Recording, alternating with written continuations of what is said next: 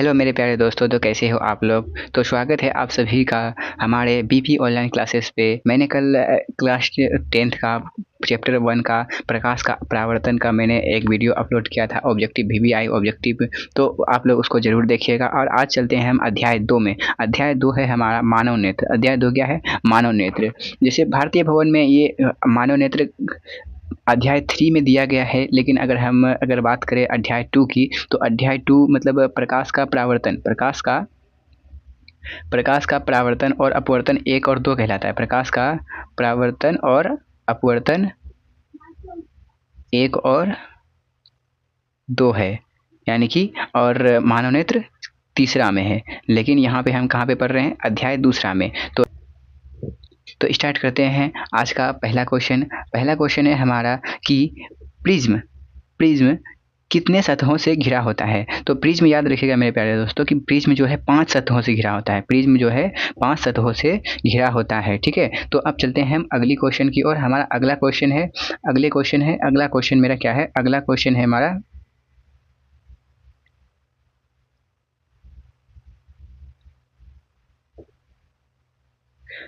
Question है हमारा कि मानव नेत्र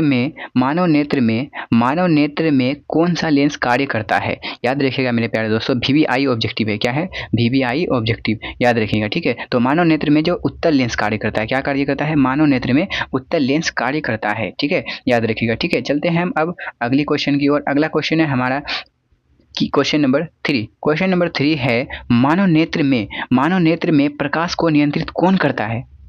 एग्जाम में पूछेगा कि मानव नेत्र में प्रकाश को नियंत्रित कौन करता है। तो याद रखिएगा, प्रकाश को नियंत्रित करता है आइरिस या परितारिका। उसका दो नाम होता है उसका, आइरिस या परितारिका,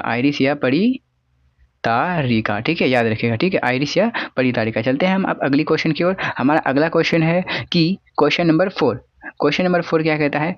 नेत्र में प्रतिबिंब किस भाग पर बनता है। यानी कि हमारा जो नेत्र होता है मेरे प्यारे दोस्तों, इस प्रकार का जो मेरा नेत्र होता है, तो नेत्र में किस भाग पर जो है हमारा प्रतिबिंब बनता है। तो याद रखिएगा कि रेटिना पर हमारा प्रतिबिंब बनता है। नेत्र में किस स्थान पर प्रतिबिंब बनता है? रेटिना पर, ठीक है। चलते हैं हम अगली क्वेश्चन की ओर। अगला क्वेश्चन है हमारा क्वेश्चन नंबर 5 है कि लेंस के मुख्य कितने फोकस होते हैं। याद रखिएगा, थोड़ा सा यहाँ पे एरर है, तो याद रखिएगा कि लेंस के मुख्य कितने फोकस होते हैं। यहाँ के होना चाहिए, ठीक है। तो लेंस के मुख्य कितने फोकस होते हैं? तो याद रखिएगा, लेंस के मुख्य 2 फोकस होते हैं। कैसे? तो लेंस मेरा इस प्रकार का होता है। एक, जैसे मैं अगर उत्तल लेंस की अगर बात करूँ तो उत्तल लेंस इस प्रकार से होता है, मतलब दोनों किनारों में पतला और बीच में क्या होता है? मोटा होता है। बीच में क्या होता है? मोटा। तो वो क्या होता है? उत्तल लेंस। तो एक फोकस मेरा इधर भी होता है और एक फोकस किधर होता है? इधर भी। तो इसीलिए इसमें क्या होता है? 2 फोकस होता है, ठीक है, याद रखिएगा। चलते हैं हम अब अगली क्वेश्चन की ओर। अगला क्वेश्चन है हमारा क्वेश्चन नंबर 6 है कि स्पष्ट दृष्टि दर्शन भी बोल सकते हैं। स्पष्ट दृष्टि की न्यूनतम दूरी कितनी होती है। तो स्पष्ट, इसका मतलब ये है कि हमारा जो नेत्र है वो मतलब न्यूनतम कम से कम कितनी दूरी तक की वस्तु को साफ साफ देख सकती है। यानी कि कम से कम बोले तो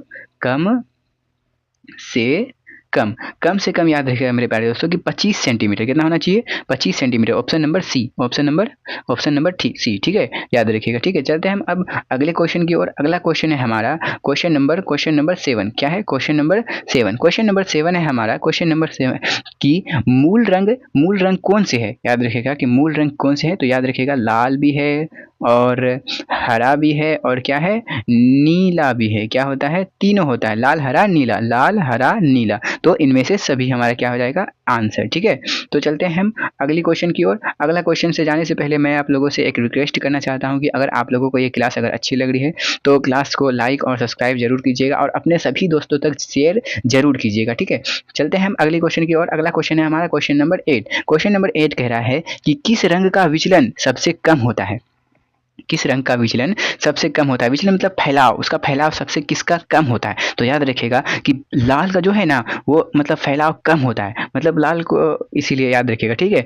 तो लाल का फैलाव क्या होता है? कम, यानी कि विचलन कम किसका होता है? तो लाल का। चलते हैं हम अगली क्वेश्चन की ओर। अगला क्वेश्चन क्या है मेरा? Question number 9। क्वेश्चन नंबर 9 है हमारा, क्वेश्चन नंबर 9, रेटिना पर वस्तु का प्रतिबिंब कैसा बनता है? यानी कि अभी हम लोगों ने पढ़ा कि नेत्र में प्रतिबिंब कहाँ पर बनता है? तो रेटिना पर। कहाँ पर? रेटिना पर। रेटिना पर तो कैसा बनता है? तो याद रखिएगा वास्तविक और छोटा बनता है। कैसा बनता है? वास्तविक और छोटा। कैसा बनता है?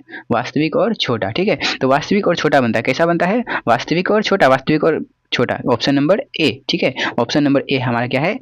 राइट आंसर, ठीक है। चलते हैं हम अब अगली क्वेश्चन की ओर। अगला क्वेश्चन है हमारा क्वेश्चन नंबर 10। क्वेश्चन नंबर 10 कहता है कि कम प्रकाश में पुतली पर क्या प्रभाव पड़ता है? यानी कि प्रकाश कम, जैसे अगर अंधेरा हो जाता है तो हमारा पुतली जो होता है मानव नेत्र में जो पुतली होता है तो पुतली पर क्या प्रभाव पड़ता है? तो मतलब ऑप्शन पढ़ते हैं हम कि पुतली फैल जाती है।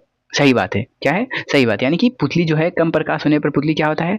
फैल जाती है। और पुतली सिकुड़ जाती है, यानी कि पुतली जो सिकुड़ती है कब सिकुड़ती है? जब हमारे आंखों के सामने या फिर नेत्र के सामने प्रकाश अधिक होती है। क्या होती है? प्रकाश बहुत ज़्यादा मात्रा में होती है तो नेत्र हमारा मतलब जो कि पुतली क्या होती है? सिकुड़ जाती है। इसीलिए ये क्या है हमारा? Right answer. चलते हैं हम अगली क्वेश्चन की ओर। अगला क्वेश्चन है हमारा क्वेश्चन नंबर 11। कितना है? क्वेश्चन नंबर 11, ठीक है। क्वेश्चन नंबर 11 है हमारा कि सामान्य नेत्र के लिए दूर बिंदु कितना होता है? यानी कि अभी हम लोगों ने पढ़ा कि सामान्य नेत्र के लिए या फिर स्पष्ट दर्शन की न्यूनतम दूरी कितनी होती है? तो यहाँ क्या है? सामान्य नेत्र के लिए जो होता है अधिकतम दूरी जो होता है, अधिकतम दूरी जो होता है वो अनंत होता है। कितना होता है? अनंत। यानी कि हम अनंत तक की वस्तु को हम आसानी से देख सकते हैं। तो ऑप्शन मेरा क्या हो जाएगा? Anant. Option number C. Option number C is right answer. चलते हैं हम अब अगली क्वेश्चन की ओर। अगला क्वेश्चन नंबर है हमारा 12। क्वेश्चन नंबर कितना है? 12।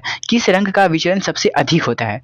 तो अगर कम की बात बोले तो विचलन, अगर कम की बात बोले तो लाल। क्या होता है? विचलन कम किसका होता है? लाल का। और अगर अधिक का बात बोले तो बैगनी। क्या होता है? अधिक का अगर बात बोले तो बैगनी, ठीक है। तो चलते हैं हम मतलब बैगनी तो कहाँ है? ऑप्शन में हमारा सी। ऑप्शन नंबर क्या हो जाएगा? सी, ठीक है। चलते हैं हम अब अगली क्वेश्चन की ओर। अगला क्वेश्चन है हमारा कि क्वेश्चन नंबर 13। क्वेश्चन नंबर 13 क्या कहता है? क्वेश्चन नंबर 13 है, क्वेश्चन नंबर 13, ठीक है। किस रंग का तरंग धैर्य सबसे अधिक होता है? अब यहाँ तरंग धैर्य का अगर बात बोले तो तरंग धैर्य जो अधिक होता है ना, तरंग धैर्य अधिक लाल का होता है। किसका होता है? तरंग धैर्य अधिक लाल का होता है। किसका होता है? लाल का। अगर कम की बात बोले तो तरंग धैर्य किसकी कम होती है?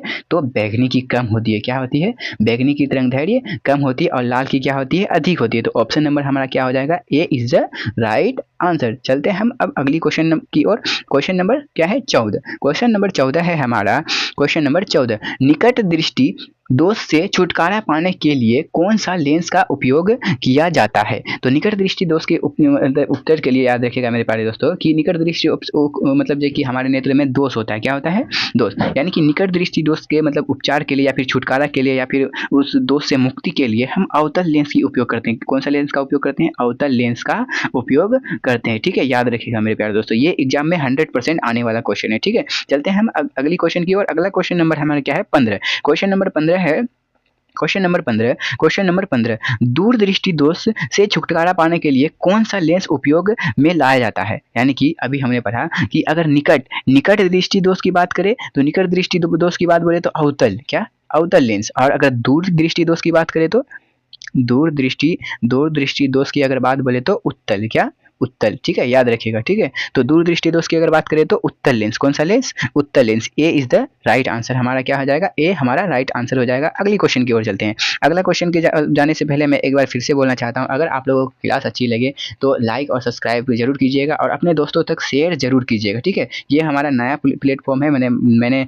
नया चैनल बनाया है तो आप लोग सपोर्ट जरूर कीजिएगा, ठीक है। चलते हैं हम अगली क्वेश्चन की ओर। अगला क्वेश्चन हमारा क्या है? 16। क्वेश्चन नंबर 16, नेत्र में प्रकाश किसके द्वारा प्रवेश करता है? यानी कि हमारा जो नेत्र होता है, नेत्र में प्रकाश जो है किसके द्वारा प्रवेश करता है? तो याद रखिएगा मेरे प्यारे दोस्तों, तो किसके द्वारा? पुतली के द्वारा। किसके द्वारा?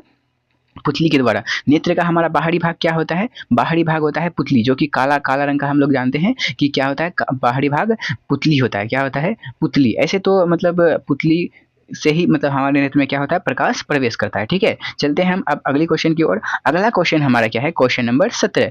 क्वेश्चन नंबर 17, क्वेश्चन नंबर क्या है, श्वेत पटल का उभरा भाग कहलाता है, क्या कहलाता है, श्वेत पटल का जो उभरा भाग होता है क्या कहलाता है, कॉर्निया कहलाता है। क्या होता है, कॉर्निया कहलाता है। क्या कहलाता है, कॉर्निया। ऑप्शन नंबर सी याद रखिएगा। ठीक है, वेरी इंपॉर्टेंट क्वेश्चन है। ठीक है दोस्तों, तो चलते हैं हम अब अगली क्वेश्चन की ओर। अगला क्वेश्चन नंबर क्या है हमारा 18। क्वेश्चन नंबर 18, नेत्र का आकार कैसा होता है।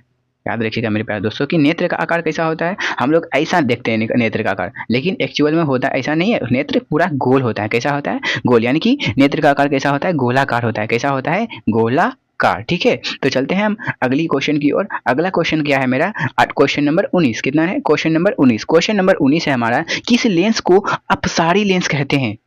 ठीक है, याद रखिएगा कि किस लेंस को अपसारी लेंस कहते हैं। अगर अपसारी लेंस की अगर बात करें, अपसारी लेंस की अगर बात करें तो याद रखिएगा मेरे प्यारे दोस्तों कि अवतल लेंस को अगर हम अपसारी लेंस कहते हैं। क्या कहते हैं, अवतल लेंस को अपसारी लेंस कहते हैं। अगर दर्पण की बात बोले तो उत्तल लेंस को अपसारी दर्पण कहते हैं। उत्तल लेंस को अपसारी दर्पण कहते हैं। उत्तल दर्पण को अपसारी दर्पण कहते हैं। अगर लेंस की अगर बात करें तो अवतल। ठीक है, याद रखिएगा अवतल हमारा क्या हो जाएगा, ए इज द राइट आंसर। चलते हैं हम अब अगली क्वेश्चन की ओर। अगला क्वेश्चन हमारा है, ये अगला क्वेश्चन है हमारा, एक सेकेंड, अगला क्वेश्चन क्या है हमारा, क्वेश्चन नंबर 20। कितना है, क्वेश्चन नंबर 20। क्वेश्चन नंबर 20 है, किस लेंस को अभिसारी लेंस कहते हैं। अभी मैंने बताया कि अपसारी लेंस, क्या बताया मैंने, अपसारी लेंस। तो याद रखिएगा अपसारी लेंस किसको कहते हैं, अवतल लेंस को। किसको, अवतल लेंस को क्या कहते हैं, अपसारी लेंस। ठीक है, अगर अभिसारी लेंस की अगर बात की जाए, अभिसारी लेंस की अगर बात की जाए तो अभिसारी किसको कहते हैं, उत्तल लेंस को कहते हैं। किसको, उत्तल। हमारा क्या हो जाएगा, B is the right answer. तो आज के लिए इतना ही मेरे प्यारे दोस्तों, तो मिलते हैं अगली क्लास में। तब तक के लिए धन्यवाद। आपका दिन शुभ हो। और क्लास अगर आपको अच्छी लगी तो क्लास को लाइक और एंड सब्सक्राइब जरूर कीजिएगा और अपने सभी दोस्तों को शेयर जरूर कीजिएगा। All the best. जय हिंद, जय भारत।